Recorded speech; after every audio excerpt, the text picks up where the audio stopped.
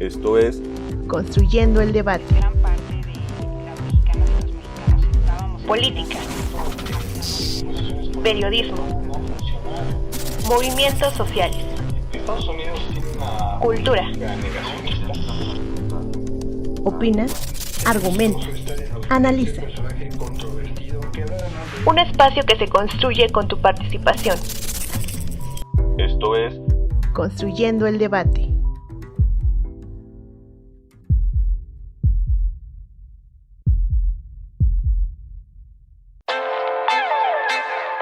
La movilidad urbana es un desafío de las grandes ciudades, ya que el desplazamiento de millones de personas es una variante en su calidad de vida y afronta retos de gobernabilidad y contaminación. Los planes de movilidad urbana tienen como objetivo conseguir un transporte sostenible, con un fuerte enfoque en la protección del medio ambiente y mejoramiento de la calidad de vida de los habitantes de una ciudad. Para que dicho plan tenga éxito, se desarrollan 4 fases que son: diagnóstico de la situación actual, establecimiento de objetivos, diseño de medidas orientadas a los objetivos y, por último, establecimiento de indicadores para el seguimiento. La movilidad sustentable busca proteger a los peatones y ciclistas.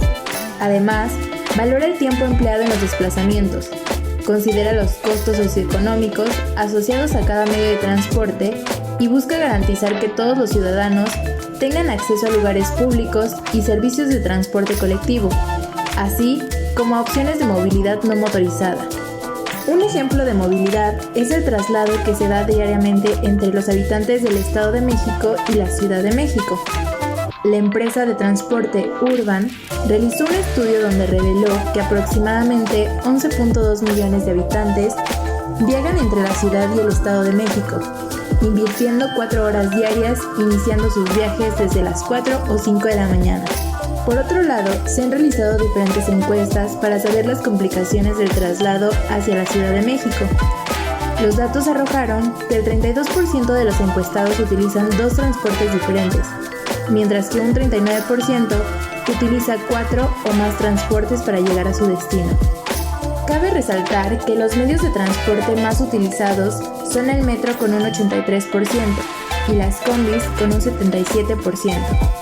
En cambio, solo el 7% utiliza bicicleta propia y el 4% el sistema de ecobici. De acuerdo con datos recabados por la Secretaría de Movilidad, se han registrado 4.2 millones de viajes que cruzan la frontera entre el Estado de México y la ciudad. Por tal motivo, se han creado diversas propuestas para mejorar la movilidad urbana. Una de ellas es que se mejoren los sistemas de señalización para los automovilistas y extender el sistema de transporte colectivo metro. Con información del Centro de Ciencias de la Complejidad, Libros UNAM, Gaceta UNAM y la Asociación Mexicana de Transporte y Movilidad, mi nombre es Sofía Gamboa y estás escuchando Construyendo el Debate.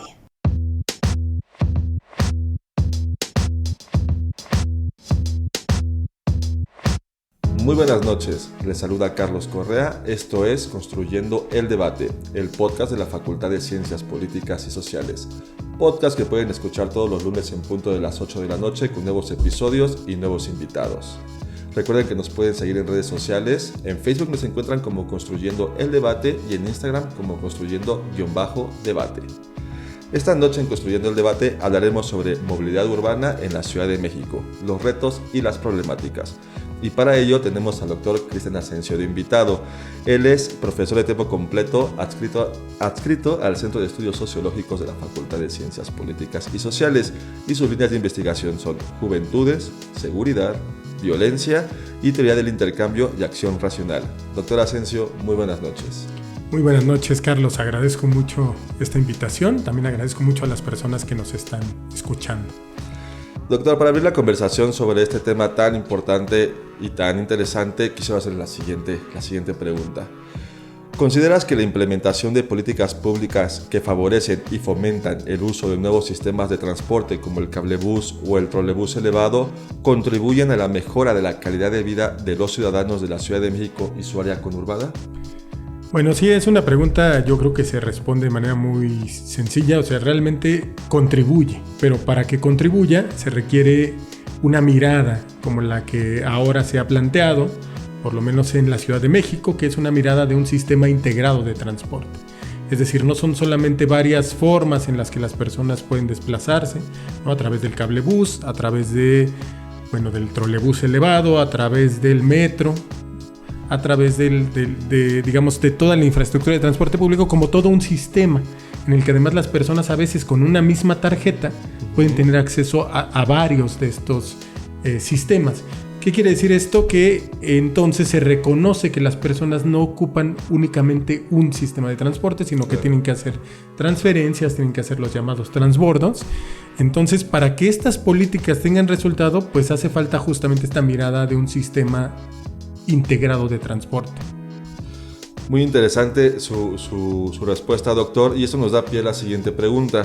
Sobre el uso de la bicicleta para trasladarse en la Ciudad de México, que es tan polémico aquí en la ciudad, que muchos dicen que es muy difícil trasladarse si vivimos en las zonas periféricas o no, que es solo para ciertos grupos sociales.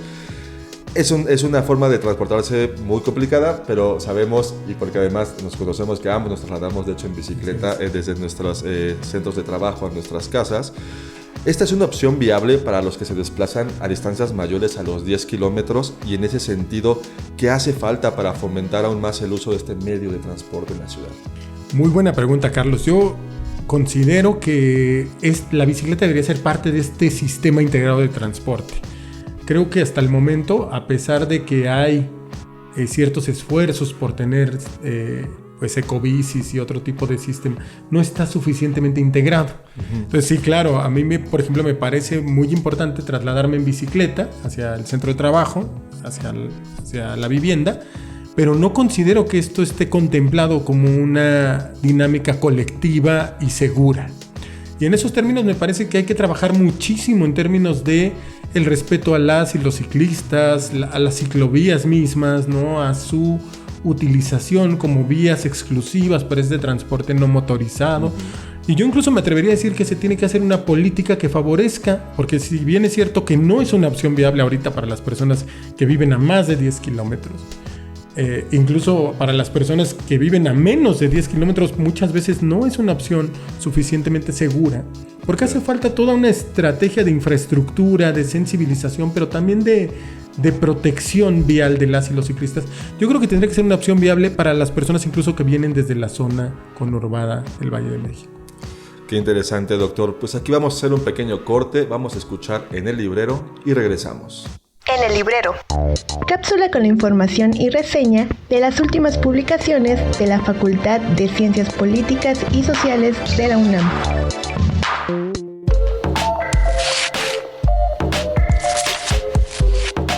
¿Te interesa saber acerca del ejercicio de la diplomacia? ¿No te has preguntado el por qué la corrupción afecta la estabilidad de un país desarrollado? ¿Te interesa saber los retos de la gobernabilidad democrática? Estas y otras preguntas más podrán ser respondidas dentro de la revista de las Relaciones Internacionales de la UNAM número 142, coordinada por el Centro de Relaciones Internacionales de la Facultad de Ciencias Políticas y Sociales. Dentro de los diversos artículos que conforman la revista, el primero se titula Ocaso del Imperio Tricontinental Otomano y la geopolítica en Medio Oriente tras la Gran Guerra, y se enfoca en las grandes transformaciones del Medio Oriente durante el siglo XX, el antes y el después de la caída del Imperio Otomano. El autor, Carlos Puente Martín, le da relevancia a los territorios y el desarrollo de los medios de comunicación, ambos fundamentales para la interacción con otros imperios sobre el comercio y la expansión. Más adelante, con el apartado La legitimidad social, la reputación y los grupos de interés como elementos de la diplomacia corporativa, la doctora Gabriela Mata Sánchez prosigue con la idea principal antes expuesta sobre las transformaciones del siglo pasado, compartiendo el surgimiento del concepto de diplomacia corporativa que desafía las características tradicionales del sistema internacional. Además, la autora muestra un estudio sobre el proceso que se ha observado en las corporaciones internacionales respecto a su adaptación tras el fin de la Gran Guerra para difundir una imagen adecuada. En el libro se encuentra, además, el artículo de Raúl Ornelas Bernal, llamado El nervio de la guerra, panorama del gasto militar 2000-2019, en donde se razona el cambio tras el fin de la Gran Guerra Fría, En cuanto al ámbito militar, respecto a la gran inversión impuesta por las economías de las potencias mundiales, así como la participación de las corporaciones privadas, transformando por completo el arte de la guerra y sus medios de realización con fenómenos novedosos como acciones militares a distancia, guerra cibernética, operaciones especiales, inteligencia artificial, entre otros. Es importante mencionar que cada artículo puede ser leído de manera independiente, puesto que comprenden una gama muy amplia de fenómenos que son expuestos por expertos en la materia justo en la recuperación de actividades y la reapertura de espacios tras la pandemia de COVID-19. Recuerda que puedes adquirir esta publicación para su consulta en el Departamento de Publicaciones de la Facultad, ubicada en la planta baja del edificio G, o en la librería ubicada en la planta baja del edificio C, a un costado de la cafetería. O también puedes escribir al correo electrónico suscripciones@politica.unam.mx para mayores informaciones de esta y otras publicaciones de tu interés. Mi nombre es Sebastián Malik Guzmán Flores. Hasta la próxima.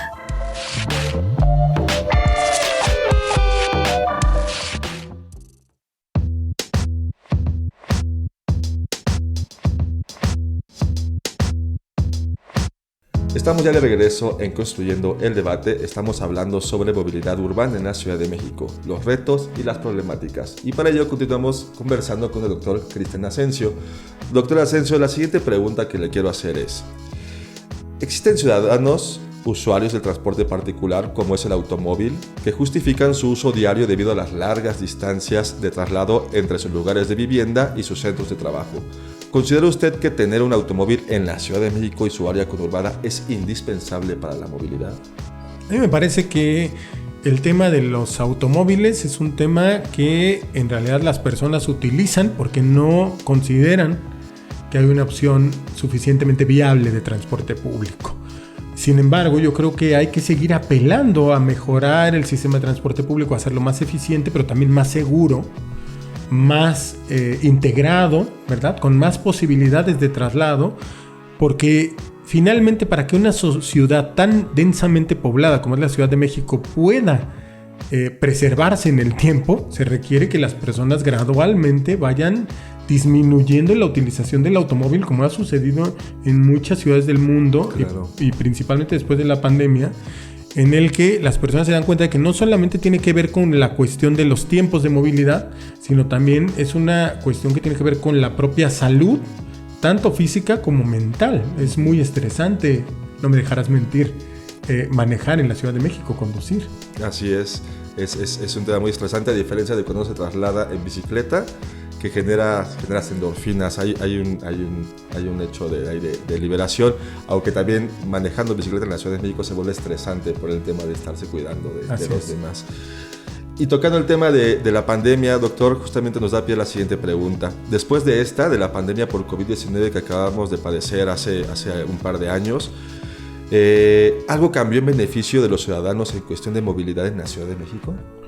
Bueno, a mí me parece que durante la propia pandemia, si algo podemos en todo caso pues destacar, fue principalmente el hecho de que muchas personas tuvieron que trabajar en casa y eso disminuyó los tiempos de movilidad para muchas personas que históricamente han hecho traslados sumamente largos. Uh-huh. En fechas actuales, sin embargo, yo considero que esto se ha ido reactivando, que las personas han regresado gradualmente a sus propias dinámicas de movilidad, otra vez con tiempos de traslado muy largos, muy lejanos, y que esto precisamente nos lleva a seguir discutiendo el tema de las políticas públicas en materia de movilidad. También un transporte público, yo quiero reiterarlo, no solamente un transporte público que sea eficiente en términos de trasladar a la gente, tiene que ser seguro, porque si hay un problema serio con el transporte público, las personas se sienten inseguras, se sienten vulnerables ante la propia delincuencia, pero también en los propios centros de transferencia modal. Las personas no se atreven a andar en bicicleta también por el temor a ser víctimas de algún delito, ¿no? Aunque esto puede ocurrir también en el automóvil. Entonces yo siento que el cambio que se había logrado durante la pandemia en términos de movilidad gradualmente se ha ido, ha sido regresivo, y que hoy en día incluso muchas personas han adquirido vehículos que no tenían por no viajar en transporte público o por otras razones, que han complicado aún más la movilidad en esta ciudad ya de por sí caótica. Y eso nos da pie a esta última pregunta, doctor, y ha sido una charla bastante enriquecedora. Desde su perspectiva, ¿qué falta? ¿Qué problemáticas en cuestión de movilidad urbana no se han resuelto? ¿Y cuáles podrían ser las soluciones a estas? Pues a mí me parece que hay que seguir invirtiendo, hay que seguir apostando al transporte público. Yo creo que hay que seguir transportando a formas de movilidad no motorizada, ¿verdad? Habría que hacer una encuesta aquí en la propia Facultad de Ciencias Políticas, ¿no? Para ver cuántas y cuántos jóvenes tendrían la disposición de hacer estos recorridos en bicicleta, por ejemplo, si fueran seguros, y reducir con ellos sus tiempos de traslado, ¿verdad? Contar con biciestacionamientos, como comentabas, que no solo sean para encadenar la bici, sino que además hay algún tipo de garantía de que cuando regreses tu bicicleta va a estar, ¿no? Seguir incrementando la seguridad en el transporte. No basta únicamente con la videovigilancia, se requiere un trabajo mucho más estratégico de inteligencia, que las personas pues no sean víctimas de la delincuencia en el transporte público, porque esto incrementa el hecho de que las personas quieran en todo momento pues trasladarse en automóvil o en taxis, que terminan siendo extremadamente costosos, complican la permanencia de muchas personas en centros de trabajo en la zona central de la zona metropolitana del Valle de México, y además hacen que los traslados sean cada vez más insatisfactorios, que la gente la pase muy mal, que gran parte de su vida la pasen en el transporte público, ¿no? Ya sumadas las horas, pues son días completos y a veces hasta semanas las que la gente pasa. Calidad de vida mermada, ¿no? En el transporte hace público. falta también una perspectiva de género. Es sabido que las mujeres tienen también requerimientos muy puntuales, especialmente en una sociedad en la que a ellas históricamente se les ha asignado las tareas de cuidado, ¿no? También hace falta considerar a las niñas y niños en estos traslados. Es casi imposible subirse con una niña o un niño al metro en la Ciudad de México. Y todo esto afecta la calidad de vida, pero además afecta la imagen democrática de la propia ciudad, la imagen incluyente. Doctor, pues muchísimas gracias por haber estado con nosotros. Hemos puesto los puntos sobre las IS. Esperemos tenerlo de vuelta en otro episodio, profundizando más en este y otros temas. Muchas gracias, encantado, Carlos. Y bueno, saludos a todas las personas que nos escucharon. Hasta pronto. Pues también gracias por escucharnos a ustedes, querida audiencia. Recuerden que este episodio, al igual que los anteriores, los pueden escuchar en nuestro canal de YouTube de Construyendo el Debate, así como en Spotify. No olviden suscribirse y regalarnos un like. También síganos en redes sociales. Recuerden que en Facebook nos encuentran como Construyendo el Debate y en Instagram como Construyendo_Debate. Este podcast es producido por la Coordinación de Extensión Universitaria a cargo de la maestra María Auxiliadora Sánchez Fernández. En la producción, su servidor, Carlos Corres Cajadillo. Asistentes de producción, Sofía Gamboa y Mariel Cabello. En la producción de cápsulas informativas, Jacqueline Hernández. Diseño e imagen, Ángela Alemán y Sofía Gamboa.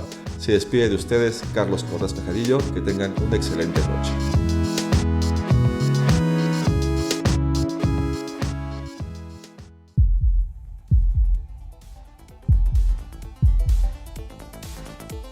Esto fue Construyendo el Debate. Pues gran parte de la mexicana política, estábamos esperando esto hacia periodismo, movimientos sociales, Estados Unidos tiene una política cultura,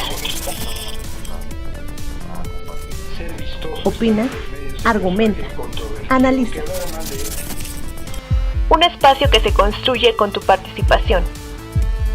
Esto fue Construyendo el Debate.